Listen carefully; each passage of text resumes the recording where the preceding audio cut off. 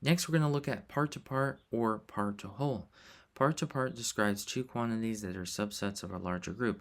In other words, both items are not the total of the group, but smaller portions.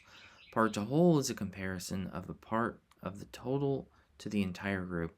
The ratio is unique in that it can be written as a decimal when it is converted into a percentage.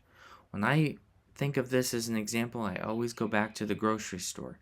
Part to part would be comparing two different breads. So you might have white bread versus wheat bread.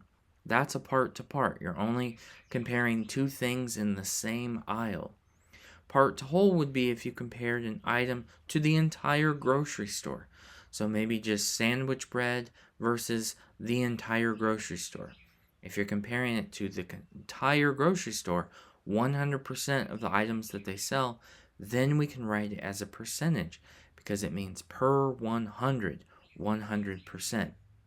And if you compare that, then you can say, well, this is a decimal, and then you can just move your decimal 2 places to the right to talk about that percentage per 100.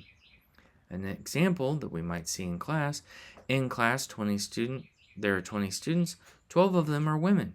Find the ratio of females to the total of this class written as a reduced fraction. Then write a sentence that describes this ratio.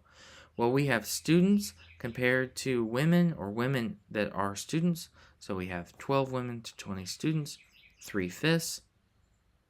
There are 3 women in the class for every 5 students. Okay, so we can write that as a sentence, and we'll see that a lot in the homework. This is a part to whole comparison. We're comparing it to the entire course. 60% of the students in the class are women. We can write that if it's part to whole. If it's only part to part, we can't write it as a percentage, so keep that in mind.